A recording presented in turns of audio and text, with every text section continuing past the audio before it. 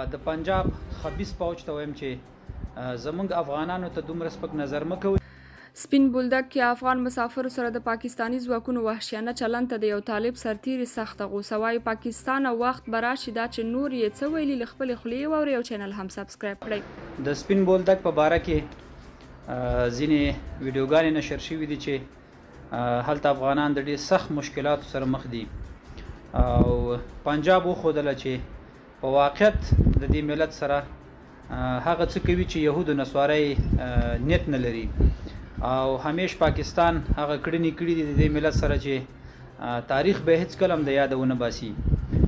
د پنجاب خبيث پوج ته وایم چې زمونږ افغانانو ته دومره سپک نظر مه کوئ او دا هغه ځورېدلی ملت دی چې انشاءالله یو ورځ به په پښو ودرېږي او هره نقطه یا هر هغه زجر چې تاسو چې دی هغه مونږ په یاد لرو او ستاسو نه به انشاءالله د دې انتقام اخلو.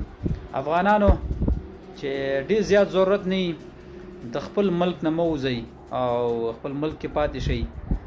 ځینې اشخاص دي چې د معمولی مشکل په خاطر باندې هغې خبیث ملک ته رواني هغې خبیث ځمکې ته رواني. زه خو وایم چې هر سپین بولدک کې د افغان مسافرو سره د پاکستانی ځواکونو وحشیانه او د بې عزتۍ چلند راپورونه په داسې حال کې چې طالبان د افغانانو بې عزت او ناموس ساتلو دعوه کوي خو سپین بولدک دروازه کې هره ورځ لسګونه نارینه او ښځینه مسافر د پاکستانی ظالمو ځواکونو لخوا بې عزته کیږي لا یې هم غږ نه دی پورته کړی. په همدې حال هیوادوال له طالبانو غوښتنه کوي چې یا د دروازه وتړي او یا د هم یا د ستونزې ته د حل لار پیدا کړي. درنو کتونکو تاسو په دې اړه څه وایئ؟ خپل نظرات را سره په همدې اړه کمنټ کې ولیکئ او د نورو ویډیوګانو لپاره چینل هم سبسکرایب کړئ.